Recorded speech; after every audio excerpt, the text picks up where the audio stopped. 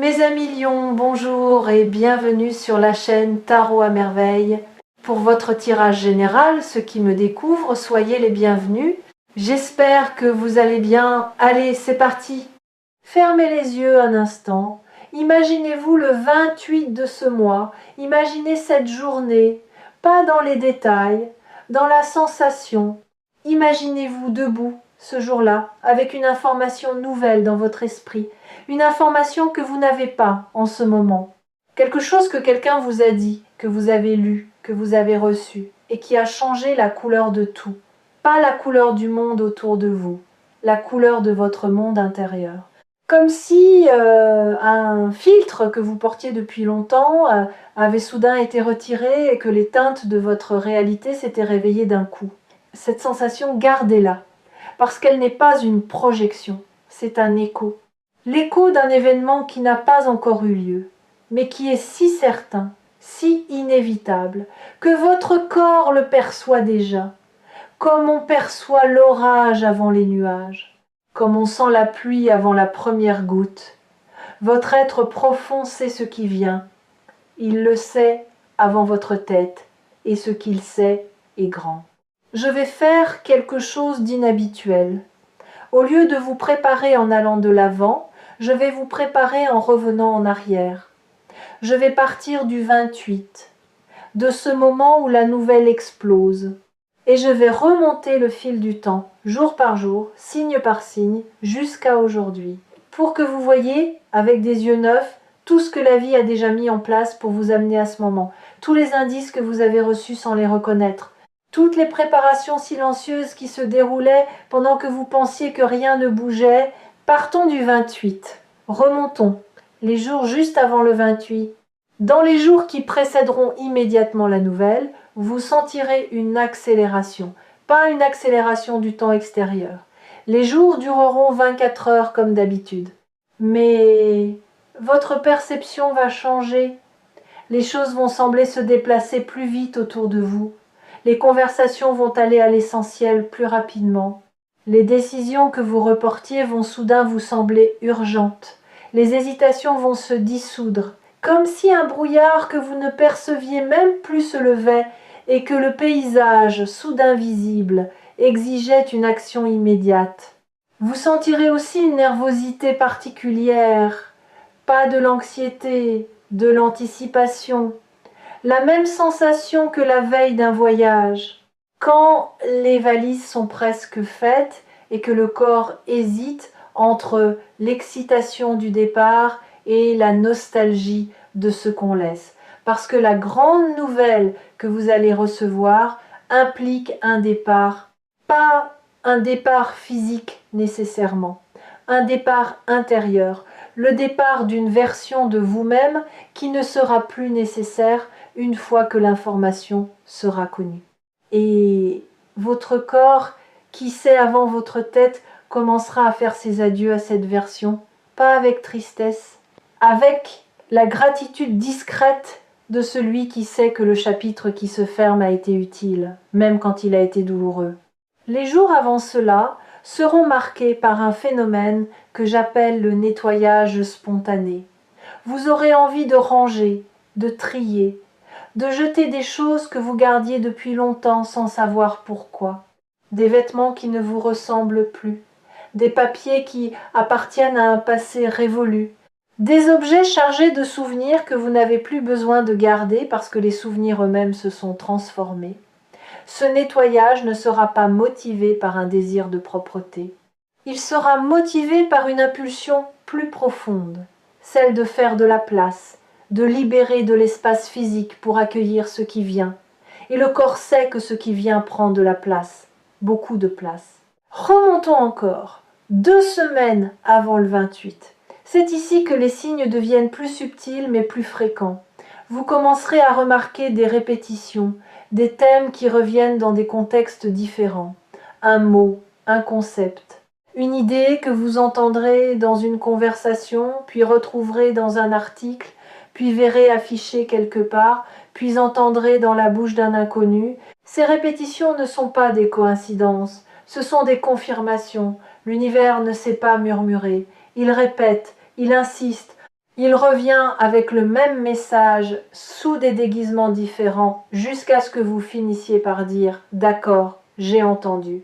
Le thème qui se répétera pour vous est celui de la valeur, de votre valeur, pas votre valeur financière, votre valeur intrinsèque, ce que vous apportez au monde par votre simple existence, ce que vous donnez sans compter et que personne ne reconnaît, y compris vous-même. Ce thème va surgir partout, dans les mots de vos proches, dans les contenus que les algorithmes pousseront vers vous, dans les réflexions que votre propre esprit produira dans les moments de silence. Et chaque répétition creusera un peu plus profondément le sillon de cette vérité en vous. Vous valez davantage que ce que vous acceptez. Vous méritez davantage que ce que vous tolérez. Et quelque chose de grand arrive pour vous le prouver. Il y a aussi dans cette période un phénomène que vous avez peut-être déjà commencé à vivre sans le nommer. Un détachement sain, pas de l'indifférence. Du détachement, vous commencez à lâcher des choses auxquelles vous vous accrochiez par habitude plutôt que par conviction. Des rancunes que vous portiez comme des médailles, des griefs que vous chérissiez comme des trophées de guerre, des attentes que vous imposiez à des personnes qui n'ont jamais signé pour les porter. Ce lâcher-prise ne se fait pas dans la douleur, il se fait dans le soulagement, comme poser un sac à dos trop lourd après une longue marche. Le corps se redresse, les épaules descendent, et soudain, vous réalisez le poids que vous portiez. Non pas parce que quelqu'un vous l'a fait remarquer, parce que son absence vous révèle sa présence passée. Ce détachement est la manière dont votre être fait de l'espace pour ce qui vient. Vous ne pouvez pas recevoir quelque chose de grand avec les bras chargés de vieillerie. Il faut poser ce que vous portez pour ouvrir les mains à ce qui arrive. Et chaque rancune posée, chaque attente relâchée, chaque vieille douleur déposée est une main qui se libère. Durant cette même période, quelqu'un dans votre entourage va faire un geste inhabituel. Pas un grand geste, un petit geste chargé d'une intention disproportionnée, un message envoyé au mauvais moment qui est en réalité le bon moment, un coup de fil sans raison apparente qui contient entre les lignes tout ce que cette personne n'ose pas encore dire clairement. Une attention minuscule mais si précise, si calibrée sur exactement ce dont vous aviez besoin à cet instant que vous ne pourrez pas l'attribuer au hasard. Ce geste sera un éclaireur, un précurseur de la grande nouvelle, pas la nouvelle elle-même, son avant-goût, comme la bande-annonce d'un film que vous n'avez pas encore vu mais qui vous fait sentir en 30 secondes qu'il changera quelque chose en vous. Pendant cette même période, votre sommeil va changer, pas nécessairement en qualité, en densité. Vos rêves vont devenir plus vivants, plus narratifs, plus chargés de symboles que votre mental ne pourra pas décoder, mais que votre intuition saisira au vol. Vous vous réveillerez certains matins avec la sensation d'avoir reçu une information importante pendant la nuit, sans pouvoir la formuler en mots. Comme si quelqu'un vous avait lu un livre entier pendant votre sommeil et que vous n'en gardiez que l'émotion finale.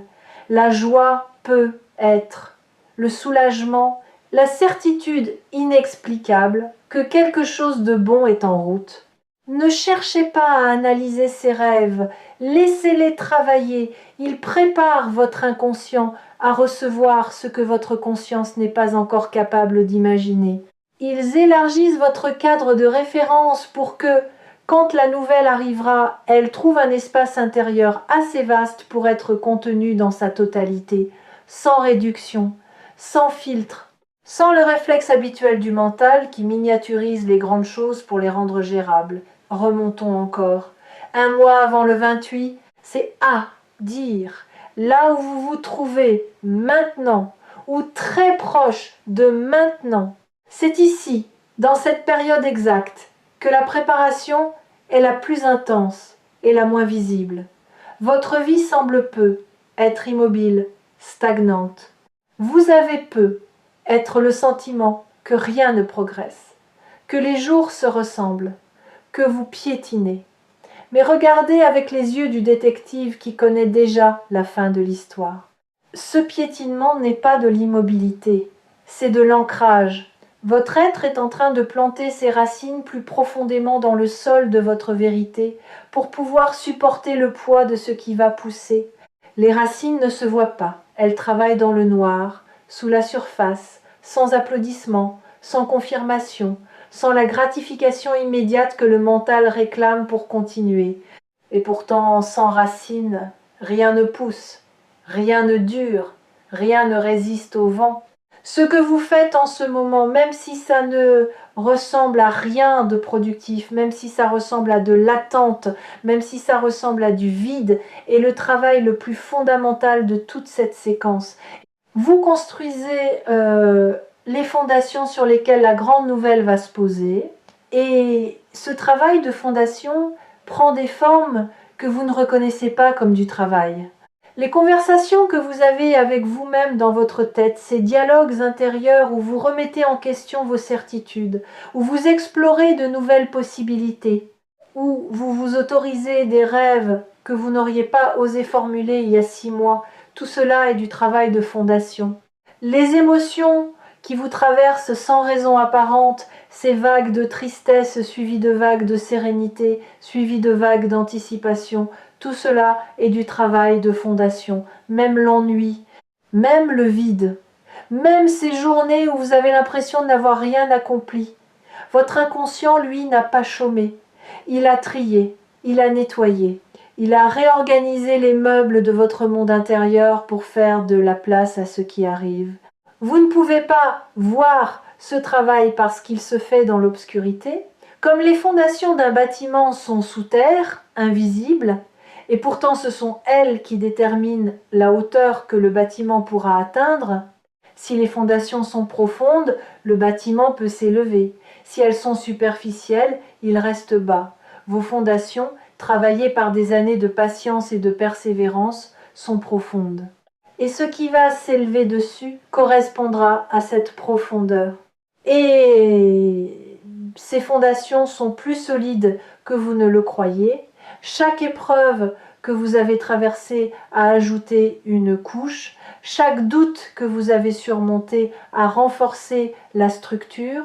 Chaque moment où vous avez choisi de continuer malgré l'absence de signes visibles a été un acte de foi qui a cimenté les fondations un peu plus. Vous êtes assis sur une base que des années de persévérance silencieuse ont construite. Et cette base est prête pour le poids, pour la hauteur, pour la grandeur de ce qui vient. Si vous êtes en train d'écouter ces mots sur Tarot à merveille, posez-vous une question. Pourquoi maintenant ? Parmi les millions de vidéos disponibles, parmi les centaines de contenus qui se présentaient à vous, pourquoi celle-ci ? Pourquoi ce titre ? Pourquoi ce moment ?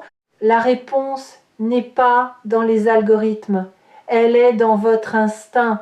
Quelque chose en vous a reconnu le signal, a senti la fréquence, a dit oui avant que votre tête n'ait le temps de dire peut être. Ce oui instinctif est l'une des racines les plus profondes que vous venez de planter. Et cette racine-là est celle qui ancrera le plus solidement ce qui arrive. Maintenant, remontons encore plus loin, au-delà du mois précédent, aux fondations des fondations. Il y a dans votre histoire lointaine un moment que vous avez presque oublié, un moment où quelqu'un a dit quelque chose sur vous, pas à vous, sur vous, en votre absence. Ce quelqu'un a parlé de vous d'une manière que vous n'auriez jamais utilisée pour parler de vous-même, avec admiration, avec respect. Avec cette reconnaissance sincère que les gens n'expriment que quand la personne concernée n'est pas dans la pièce. Et ce commentaire prononcé dans votre dos a voyagé de bouche en oreille, d'esprit en esprit, créant autour de votre nom une aura que vous ne soupçonnez pas. Ce commentaire ancien est l'une des graines de la grande nouvelle.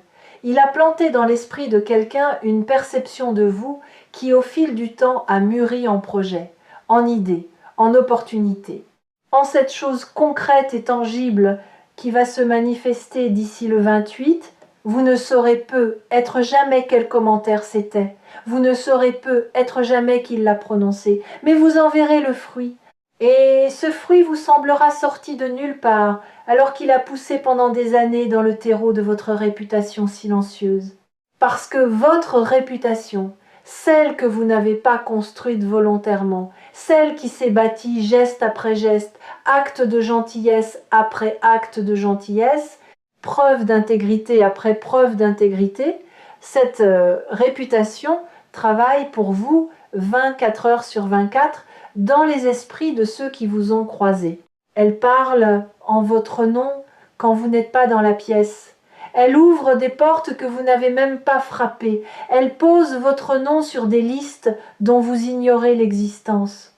Et un jour, l'un de ces noms posés sur l'une de ces listes atteint la bonne personne au bon moment, et la grande nouvelle naît.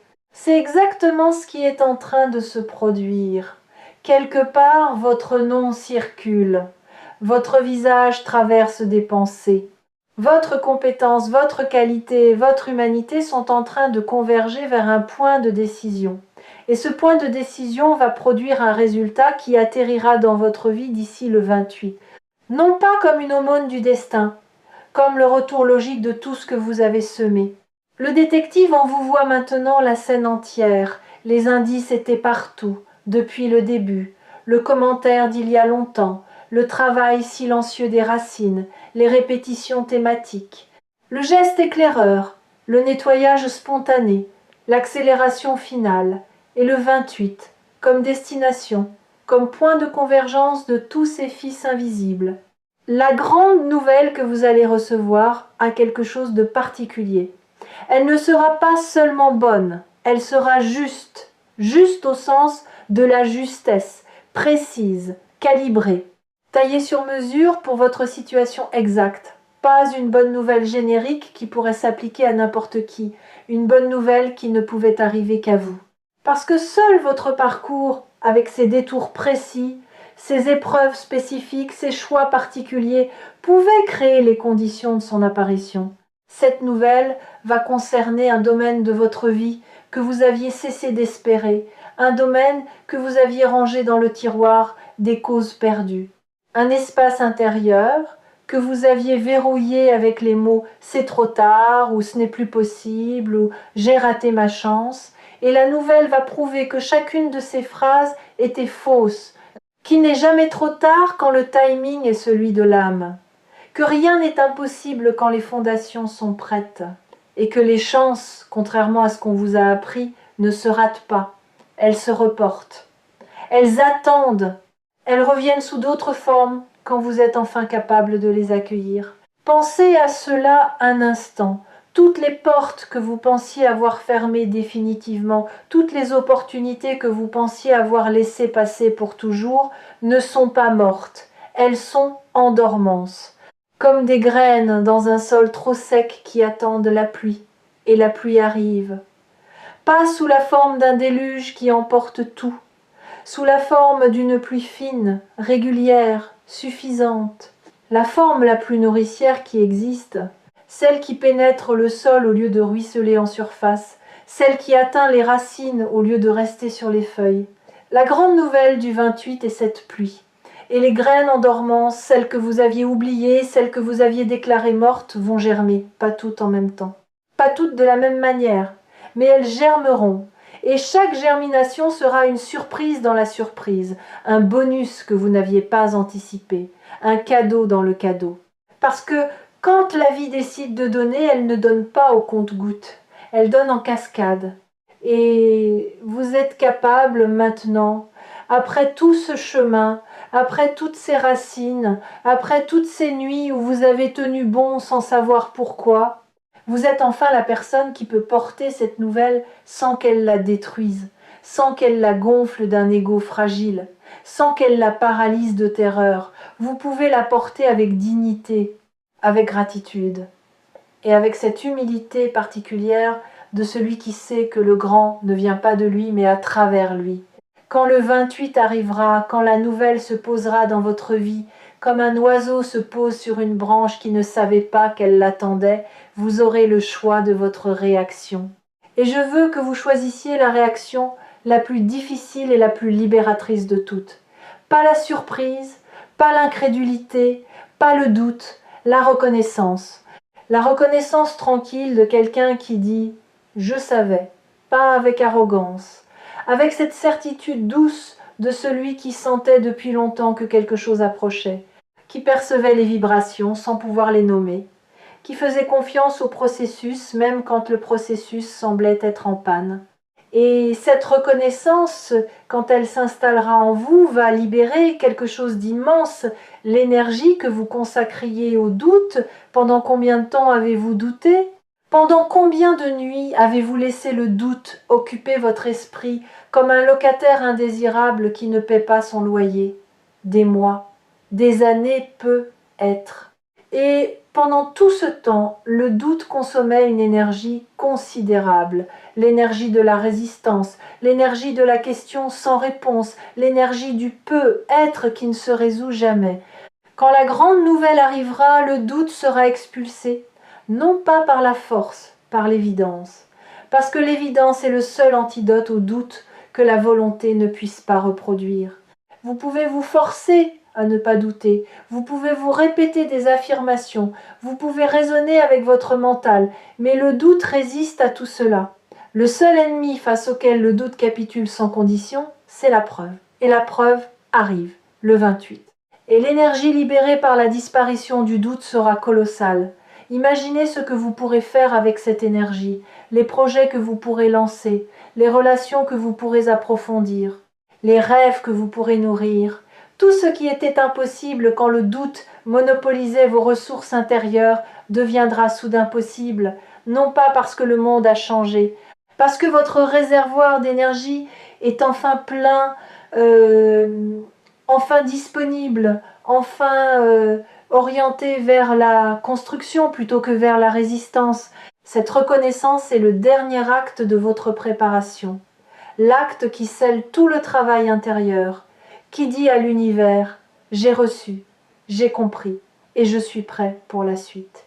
Les habitués de tarot à merveille savent que chaque lecture porte en elle un moment de bascule, un instant précis où les mots cessent d'être des sons et deviennent des clés.